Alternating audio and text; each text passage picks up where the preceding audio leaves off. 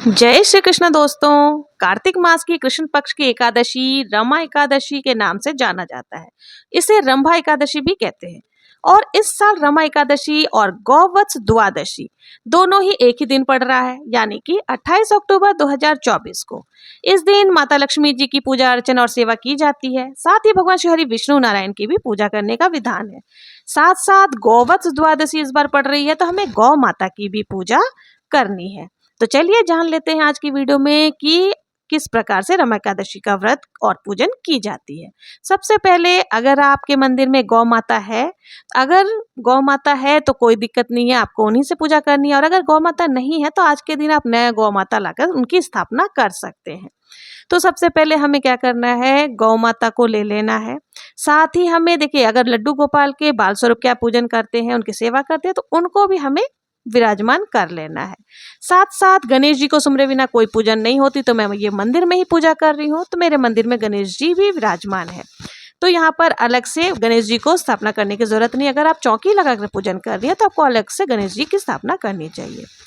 अब देखिए, सबसे पहले हमें क्या करना है कि गौ माता और लड्डू गोपाल दो जो भी सेवित, अब हमें इनको पंचामृत स्नान कराना है। लेकिन इस बात का ध्यान रखें कि आज के दिन ही गौवत्स द्वादशी पड़ रही है, तो गाय का दूध का प्रयोग हमें नहीं करना है।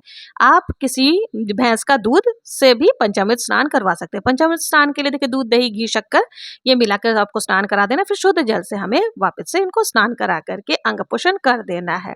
तो यहाँ हमने लड्डू गोपाल को भी स्नान करा दिया है, साथ ही गौ माता को भी स्नान करा दिया है। अब हमें देखिए, ये जो जल बच जाता है इसको आप पूरे परिवारजन प्रसाद के रूप में भी ले सकते हैं, नहीं तो किसी भी पौधे में डाल सकते हैं। अब हमें देखिए, हमारे कान्हा जी यहाँ पर लड्डू गोपाल तैयार हो चुके हैं। गौ माता को भी हमने यहाँ पे विराजमान कर दिया है।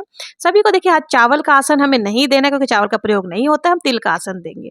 अब हमें जो बाकी देवता हैं उनको भी शुद्ध कर लेना है, तो थोड़ा सा जल छिड़क करके हम भावपूर्ण स्नान करा देंगे। क्योंकि हमने लड्डू गोपाल को पहले ही वस्त्र पहना दिया है, तो बाकी देवताओं को अब हम सभी को तिलक लगाएंगे। तो देखिए, चंदन का तिलक भगवान विष्णु को लगाया जाता है, तो पहले चंदन का तिलक लगाएंगे, उसके बाद माता लक्ष्मी को और गणेश जी को हमें रोली से तिलक लगा देना है। तो यहाँ मैंने चंदन से रोली से तिलक लगा दिया, गौ माता को भी रोली से ही तिलक हमें लगा देना है। इस प्रकार से हम सभी को जब तिलक लगा देंगे, इसके बाद देखिए, आज के दिन फलाहार ही किया जाता है, अन्न का प्रयोग नहीं होता है। तो हम यहाँ पर केले का भोग लगा देंगे। साथ ही हमने गणेश जी को यहाँ पे दुर्वा चढ़ा दिया है, और गणेश जी के भोग में तुलसी पत्र नहीं डाला जाता है। विष्णु भगवान को तुलसी पत्र के बिना भोग नहीं लगता, तो इसलिए हम भगवान विष्णु को तुलसी पत्र जरूर से समर्पित कर देंगे।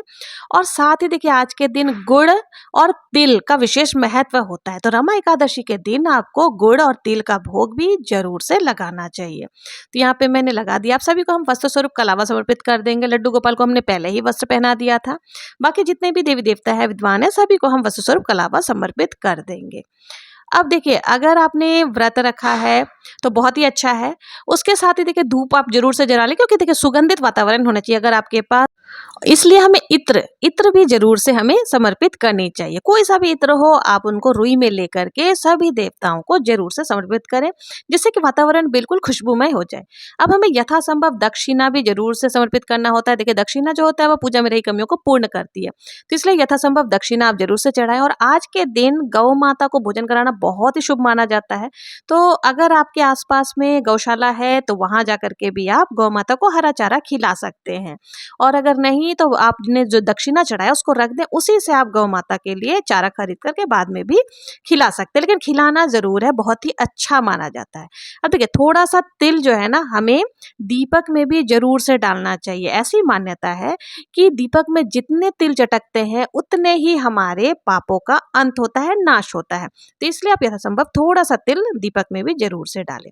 अब आपने अगर व्रत किया है तो हमें कथा जरूर से सुननी है, तो कथा सुनने के लिए हमें थोड़ा सा तिल और पुष्प हाथ में लेकर के हम कथा सुनेंगे।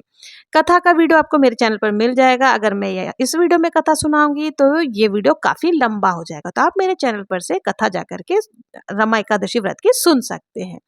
अब हमें बहुत ही प्रेम पूर्वक आरती करनी है। तो देखिए, आरती आप चाहें तो जो दीपक प्रज्वलित करके रखा है उससे भी कर सकते हैं, और नहीं तो आप अलग से दीपक प्रज्वलित करके या कपूर से भी आरती कर सकते हैं। तो बहुत ही प्रेम पूर्वक हमें यहाँ पर पहले गणेश जी की आरती करनी है, फिर एकादशी व्रत की आरती हमें कर लेनी है। और आरती करने के बाद हम सभी को जो है हाथ जोड़ करके क्षमा याचना करेंगे, पूजा में रही कमियों के लिए क्षमा याचना करेंगे और प्रभु से निवेदन करेंगे कि हे प्रभु, हमने आपकी पूजा सच्चे मन से श्रद्धा से की है, तो आप हमारी मनोकामनाओं को जल्द पूरा करें। उसके बाद देखिए हमारी जो पूजा है वो पूर्ण हो जाती है। जल का लोटा जो है कलश हमें सूर्य देव को अर्घ दे देना होता है और जो भी भोग प्रसाद है वो आप 10-15 मिनट बाद उठा करके अपने परिवारजन में खा सकते हैं। और इसके साथ ही देखिए चौकी, हमें अगर आपने चौकी लगाई है तो उसको हिलाना नहीं है, क्योंकि हमें शाम के वक्त भी एकादशी के दिन पूजा आराधना करना होता है। तो आप शाम के वक्त जरूर से दीप बत्ती जरूर से करें, दिया बत्ती हमें कर लेनी। और साथ ही देखिए जो भी फलाहार आपने अपने भोजन के लिए बनाया है वो फलाहार का भोग आप जरूर से कृष्ण जी को लगाएंगे और लड्डू गोपाल यानी श्री हरि विष्णु जी को भी हमें भोग लगाना है। व्रत का पारण हमें दूसरे दिन करना होता है, तो दूसरे दिन सुबह आप स्नान आदि से निर्वृत्त होने के बाद पहले पूजा पाठ आदि कर ले, फिर हमें किसी भी ब्राह्मण को सीधा दान करना होता है। सीधा यानी कि एक व्यक्ति जितना भोजन, जो एक समय वो भोजन कर सके, तो सीधा दान करने के बाद ही हमें व्रत का पारण करना चाहिए। तो ये थी रमा एकादशी व्रत की बहुत ही सरल पूजा विधि। अगर आप लोगों को रमा एकादशी व्रत की सरल पूजा विधि पसंद आई हो तो प्लीज मेरे चैनल को लाइक शेयर सब्सक्राइब जरूर से करें।